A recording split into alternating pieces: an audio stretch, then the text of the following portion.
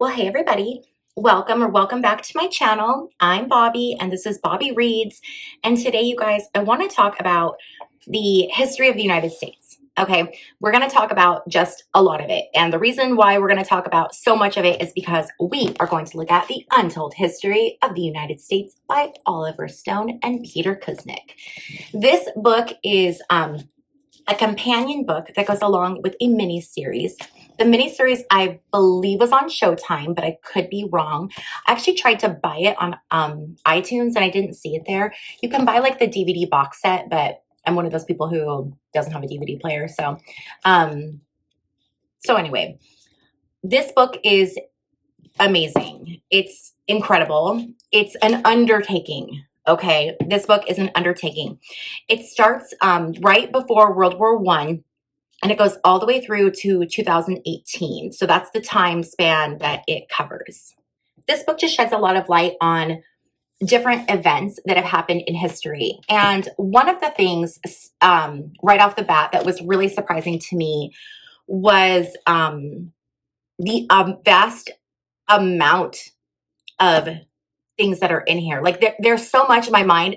I had to go through this big book and figure out what I wanted to talk about and narrow it down to just a few things. And it was really hard because this just, it encompasses so much information. But what I like about this book is it holds both sides accountable. So it talks about what you know, all the leadership, like what they did right, what they did wrong. It's not, in my opinion, some people, if you're super conservative, you might think that this leans left, but in my opinion, this is really pretty middle of the road, pretty unbiased, and it deals in facts. Okay, it deals, and the reason, look, these are all of the pages of resources that they cite where you can go and you can verify this information. So this isn't just a writer's opinion on a situation.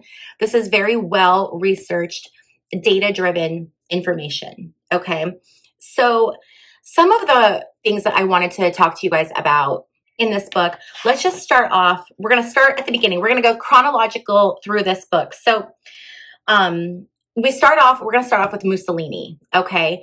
And one of the things that that was really interesting that I found is that they talk about how some of Mussolini's biggest defenders were actually American business leaders like Secretary of the Treasury Andrew Mellon, Thomas Lamont of J.P. Morgan, and Ralph Easley of the National Civic Federation. So, okay, we're jumping right in, you guys.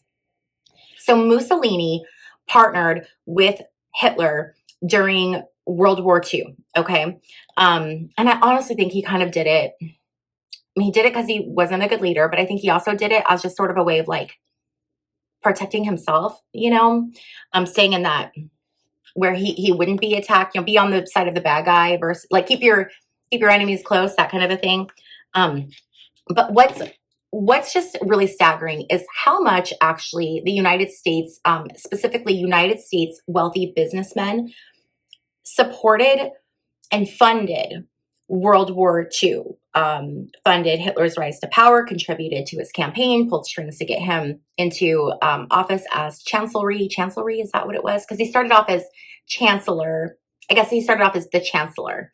And then he went off to, you know, I'm also reading this book right now, The Rise and Fall of the Third Reich. This one is another crazy thick book. But anyway, so what a lot of people don't know is that, like I said, those businessmen were funding that war. They wanted Hitler to rise to power. Why? Why would anyone want war?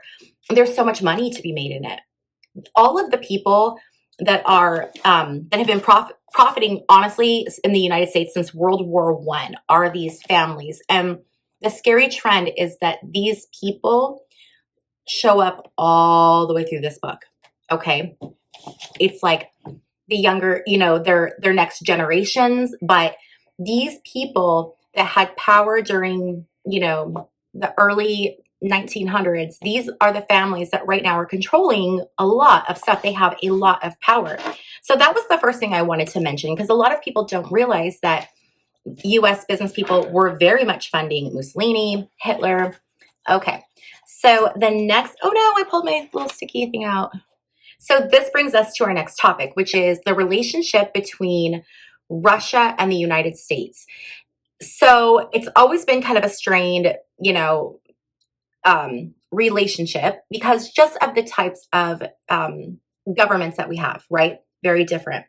But they had a common enemy during World War II, and that was Hitler. They had to stop Hitler because of all of the terrible things he was doing. So the United States, after we entered the war, after the bombing of Pearl Harbor, we kept promising Russia specifically that we would come in with the Allies, and there would be a front on the Western Front where there would be battle because Russia was already attacking from the Eastern Front.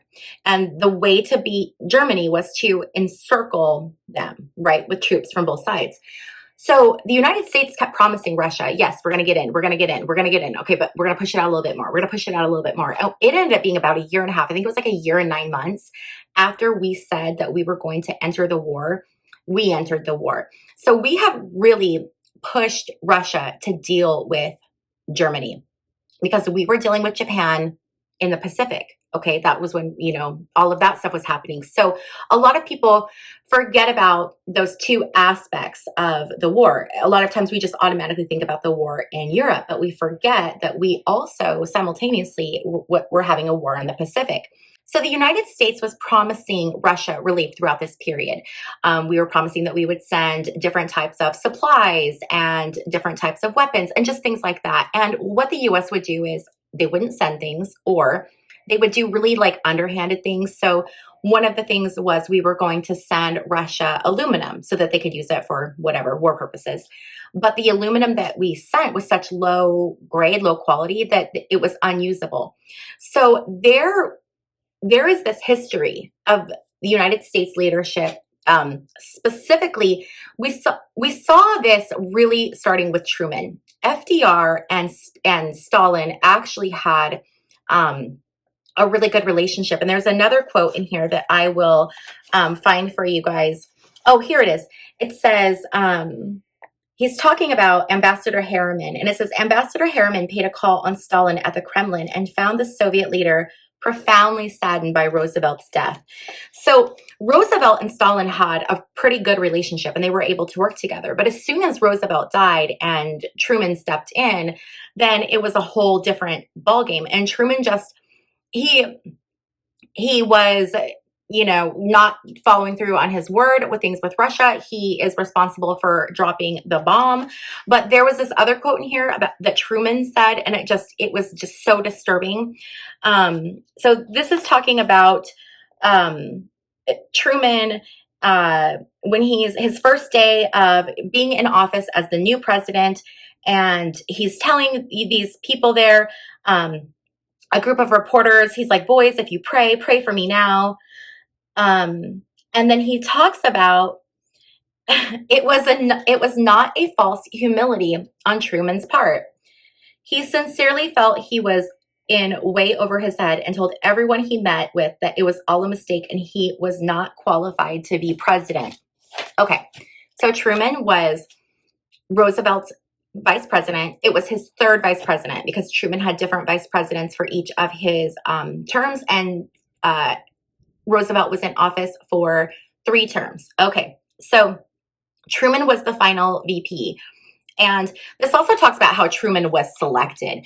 And that's another thing that's, a trend that goes out through this book is how you see people being selected for leadership. They're essentially handpicked, really so with the Republican Party. I think definitely with the Democratic Party as well. But I think the Democratic Party is a little more secretive about it. Whereas the Republicans, especially now, they are just out there.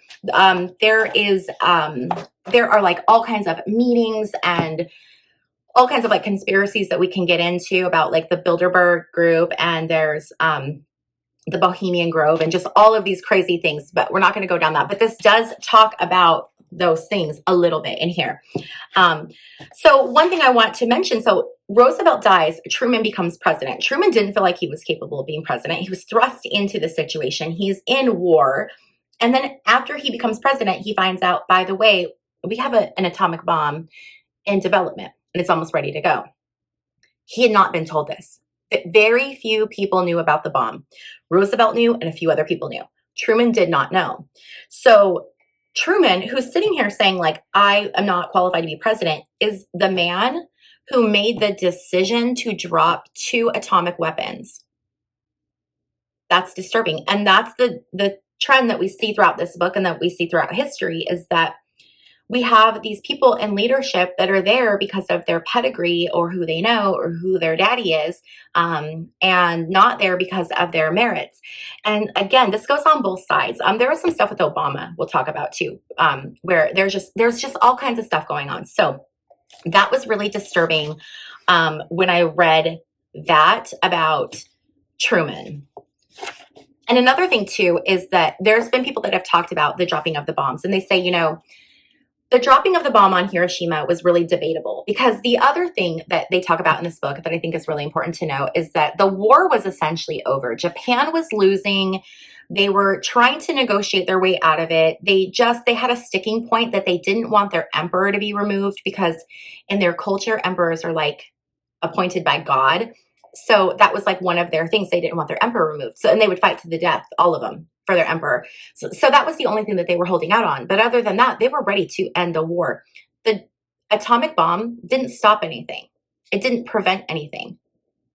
And what the US was actually trying to do as well is they were trying to end the war as fast as possible, to prevent Russia from getting in, because if Russia came in, the US had promised Russia land in that Pacific area.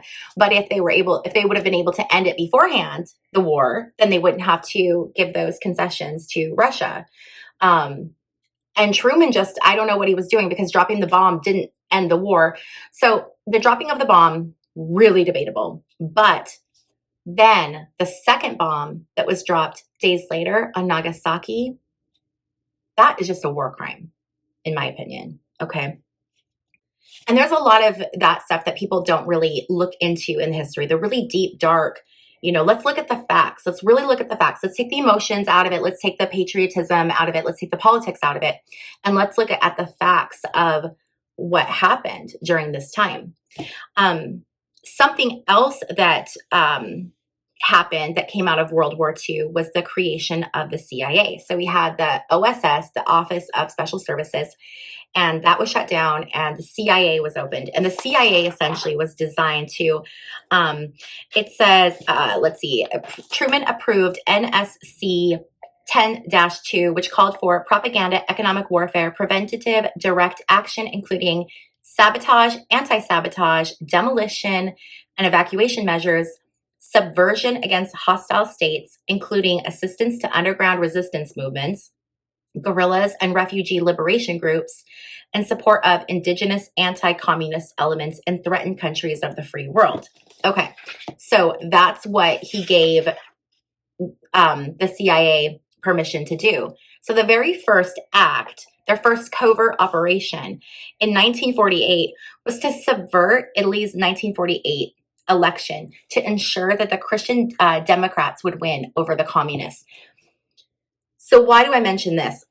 We have a very rich history in the United States of going in and subverting elections, overthrowing leaders, putting in place our own leadership, basically messing in the politics of many, many, many countries. And this book, I can't even go over all of them because it would take me too long. This video would just be way too long. But it's important to, know that this is something that there's a lot of countries where they've had these democratically elected leaders that the people love. And because those leaders would not bend to the United States, and essentially it's the robber barons of the United States. It's the people who run the oil, United Fruit Company, those people. It's the people that have all of these resources in these different countries. They want to keep these resources privatized so that they can continue to make money off of them. These leaders of these countries are like, enough is enough. We need to keep this wealth, these resources in our country. So we're going to nationalize this product. And the US every time will jump in there and will subvert. And there will be wars. We will see coups. We will see governments be overthrown.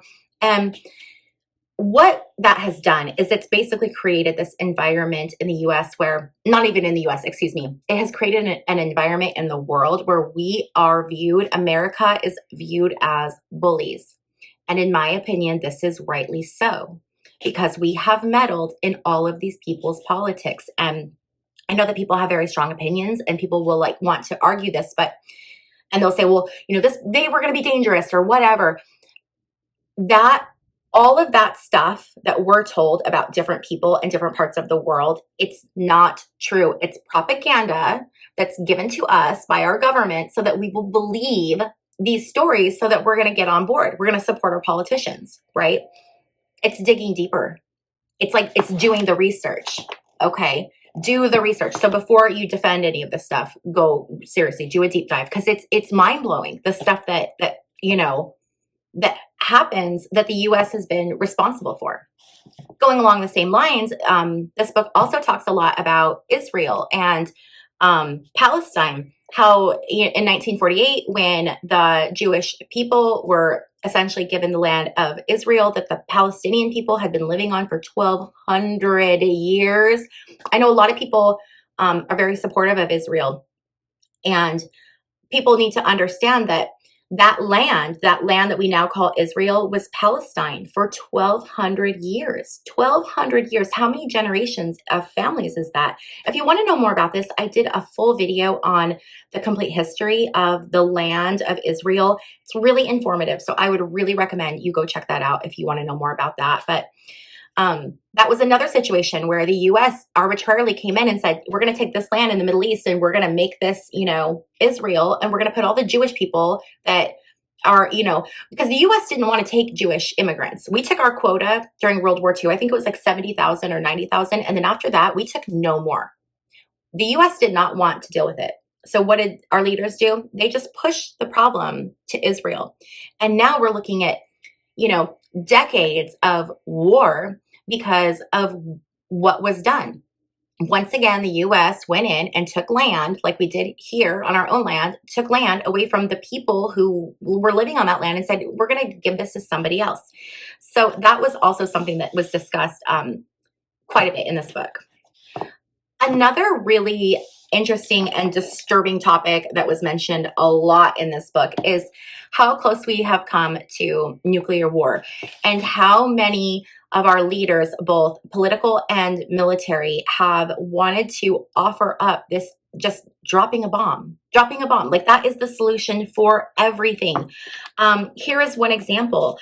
By the spring of 1954, SAC's war plan called for attacking the Soviet Union with 600 to 750 bombs and turning it into a smoking, radiating ruin at the end of 2 hours.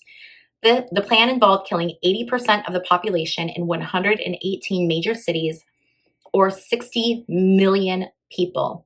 Later that year, the United States began deploying nuclear weapons on the soil of its European allies. By 1958, almost 3,000 had been placed in Western Europe.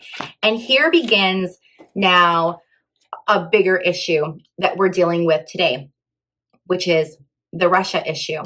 So Russia was our ally during World War II. They were there, and it cost them, I believe, more money. I might not be accurate on that, but it for sure cost them more lives. I believe they lost like 60 mil. Oh, I think it was like 60 million. I believe it was 60 million people that were just Russian that lost their lives during World War II. And they and honestly, it could be argued, it probably should be argued that Russia really won that war. Really, they were the ones that took over Berlin. So, or that seized Berlin. So we have, where we haven't been very good to Russia. Now, I'm not saying that Stalin is a good guy, because he definitely was not. And Russia certainly has its issues. Okay. But we're going to look at this, as it is. So the U.S. has promised Russia all of these things. It hasn't come through. The U.S. cheated them out of property that they were, land that they were going to seize during World War II, the end of that. So then after the war ends, we have this bomb now. And instead of cooperating with Russia and continuing to partner and being an ally and building that relationship, what Truman did was Truman was basically like, we have the bomb now. We have the power. We're in control. Get in line. And that's how Russia was treated ever since. And Russia has been viewed as an enemy. And we have been building a nuclear stockpile against this enemy that is Russia. And what was happening was, this is pre-Putin. Okay. So now we're talking about like Gorbachev type, times. Okay. So pre-Putin, what we're seeing is we're seeing also the expansion of NATO. So the original agreement that had been made with Russia was that the NATO alliance would not expand any further towards Russia. And what has happened is that it has continued to expand closer and closer and closer and closer. Now, they see that as a threat because the US has nuclear weapons pointed at them. It's a threat, okay? So what's Russia doing? Well, they're going to respond. They're going to respond with the same amount of aggression. So now we're in this standoff. We're in this conflict. And it's the most ridiculous conflict because it started over the US basically not wanting to pay up. Now, granted, this is an oversimplification. I don't want people to like come at me with details of things that happen in history because obviously I can't cover every single aspect, and we're already covering a lot in this video. So please know that this is just a very broad oversimplification of the situation. Okay, so that's what we've been doing. Now, there have been terrible things that have happened, and now Putin's in power, and Putin is not a good person, and so we're dealing with other things now, okay, that is different. But had the situation been handled differently after World War II, we could be in a completely different situation where we're not like in this adversarial relationship with Russia. We are going to come back to Russia in a little bit, but now I want to move forward to Nixon. So they talk a lot about Nixon, and one of the things that was really surprising for me is that how much illegal stuff Nixon did, but that's very, very similar to what we're seeing Trump do. But the difference between how it was handled with Nixon and how it was handled with Trump is very different. And that's one of the reasons I love history and why I have this channel and why I share this information with you guys, because if we understand our history, we'll know where we're going. All of this stuff that we're seeing happen in the world today, none of this is new. This has all happened before. And so we can tell where we're going to be going based on our past. And looking at our past, where we were before with Nixon, during that time, Nixon ultimately made the decision to resign. He did the right thing at that time. But the corruption was not just Nixon. The corruption has been going through, and it's predominantly on the Republican side. It just is, okay? And it's been rampant. And so people now are looking at what's happening with Trump, and they're like shocked, right? Because it's like shocking. But what we need to understand is this stuff has been happening for decades. It's just that I don't know if it's social media or YouTube, things like this, Twitter, but I don't know if it's because information gets out and gets shared more widely that we know about it.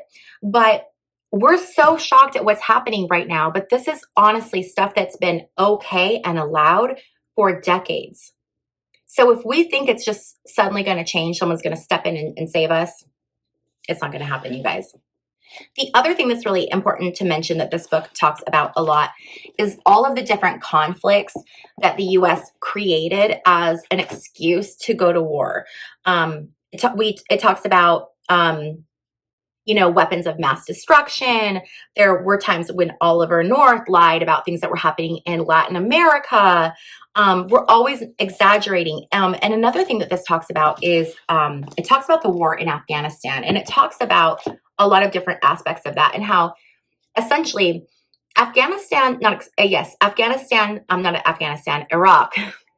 Iraq had nothing to do with 9/11. Nothing. Yet the Bush administration concocted this like weird, oh, this is a connection, so we're going to go after them. And we're going to go after Saddam, and we're going to go after weapons of mass destruction. And it was all a lie. It was all a lie. We saw the same thing when during the Kennedy presidency, the Bay of Pigs in Cuba. So this again, but just seeing it, like seeing them all laid out, seeing the history all laid out, like, okay, we had, this war or whatever conflict that was manufactured in this way, and this one that was it's just, there's a lot. Okay, so let's keep it moving. Something else that I learned in this book that I did not know before is that Israel has sold in 2009. Israel was selling highly sophisticated drones to Russia. So Israel, our ally, was selling, and it's they're called Ambassador of Death drones. That's the nickname. So that was kind of concerning.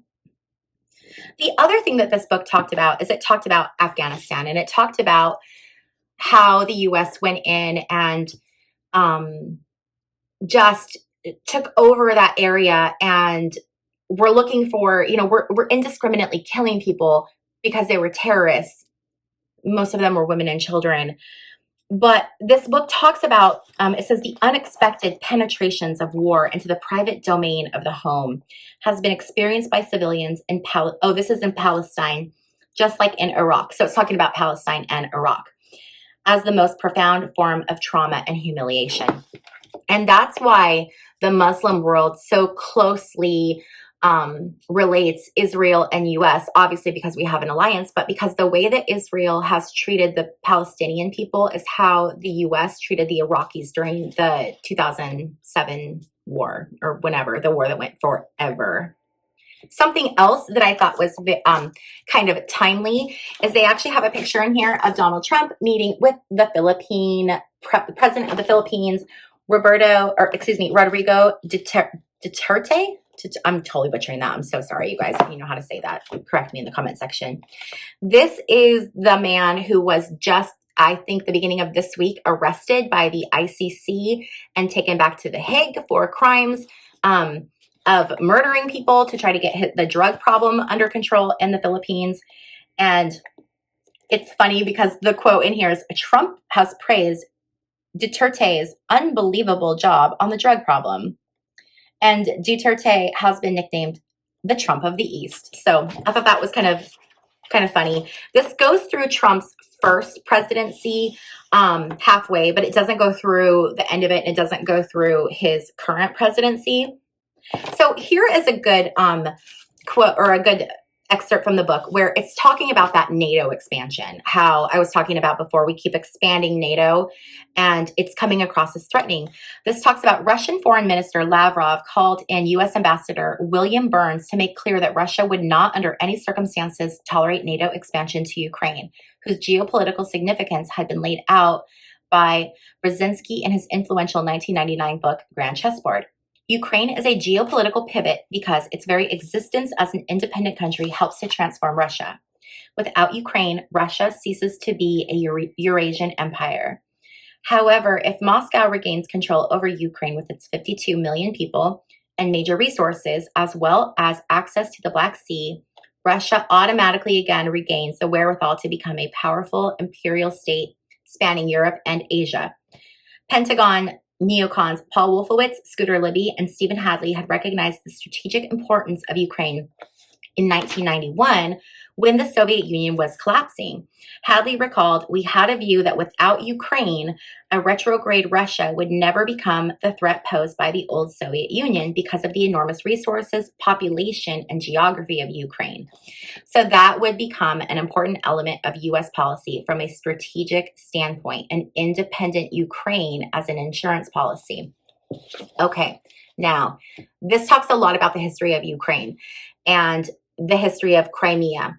And it's a very complicated situation that there's a lot of emotion on both sides. So this is definitely, I don't want to go into explaining it because again, it would take so long to do it justice. And this video is already getting really long. But if you're interested in that, pick up this book because it's it's fascinating, and I learned a lot of things that I did not know before. Something else that I wanted to point out here too is that this talks about how we had never sold, we'd sold defense type systems to Ukraine, but we had never sold weapons to Ukraine until Trump was president. And Trump is doing all kinds of weird things right now with Ukraine, but he was the first one to actually sell Ukraine weapons. And it was I believe it was the Javelin. We've crossed the Rubicon. This is lethal weapons, and I predict more will be coming. The following March, the State Department formally approved the $47 million sale of weapons provided by Raytheon and Lockheed Martin. They authorized the sale of Javelin anti-tank missiles and sniper rifles. So Trump is the one who initially armed Ukraine. Not initially armed them, but you know what I mean. Like, was the one who sent them weapons from the U.S. He was the first one from the U.S. And now he's saying he wants peace in the Middle East, not in the Middle East, peace in Russia and Ukraine, which of course we want peace in Russia and Ukraine, but it's kind of contradictory there. There was also an interesting thing in here regarding Putin and the 2014 election. And Putin was quoted as saying essentially that the United States has been meddling in elections for like over 100 years or 100 years. So they deserve to have the same thing happen to them. And in a way, he almost takes credit for election interference in 2014. And even Mikhail Gorbachev was quoted in here as saying essentially that, you know, what the U.S. has been doing has not been good. Something that was talked about in this book too that I think is really worth noting is that we were able to get, during the Reagan presidency, Reagan was also, his counterpart in Russia was Gorbachev. And Gorbachev was responsible for essentially the fall of the Berlin Wall and a lot of denuclearization of Russia and the breaking up of the USSR, like allowing those countries to have their independence. And it was really important to Gorbachev. He really, really wanted to reduce the nuclear threat. And him and Reagan met and they had this summit and they were trying to come to this agreement. And they were able to agree on everything. But the only sticking point, the only thing that kept this agreement from being signed was the fact that Russia said the U.S. cannot build like an like a dome, you know, an iron dome. We can't build that. And the reason for that is because if we are serious about peace, then we don't need to do that. The only time you would need to have that type of a protection is if you were planning a preemptive attack, okay? And again, oversimplification, it goes into more detail, the rationale behind this. But so Reagan was like, no, and he called it this like Star Wars thing. It was like the Star Wars program. And it was Reagan trying to get this like Iron Dome, essentially. Well, here's the crazy thing. So Reagan did not sign the agreement. We did not have the denuclearization that we could have had. To this day, that Iron Dome has not been built. We don't have any such system in the United States. We do have some missile systems that are designed to shoot down ICBMs, but the problem is that they only have like a 50% success rate. And there's only, I believe, 48 of them in the whole world. And like 45 of them are somewhere else. And there's only 3 of them in the US. So, or something like that. It's crazy. So that also was a little bit disheartening. Like this one sticking point for Reagan, if they would have signed this, we would have had 50 years of potentially peace. We could be 50 years in because it's 50 years later and we still don't have the dome. So we could have this whole time just been, you know, being in peace. Reagan is an interesting president because I was born in 1978. So Reagan was president when I was a little girl. So I don't really remember a lot about Reagan. I only know what I've seen and what my parents have told me. My parents are conservative. What was astonishing in this book is how not smart Reagan was, but also how mentally impaired he was. Like the dementia was out of control. And that's another thing that's disturbing, is that we have this history of having in office these older white men who are losing their faculties. They are not as sharp as they once were, and they're making pivotal, monumental decisions that affect everyone in the world. And that's really scary, and that's really disturbing, and that's still what's happening today, you guys. Okay, this video has gone on so long, so I'm going to go ahead and end it here. If you guys liked this video, please be sure to give it a thumbs up. And also, if you're interested in picking this book up, I will leave a link to this in the description box down below. If you have not yet subscribed, please consider subscribing, and I will see you in my next video. Bye.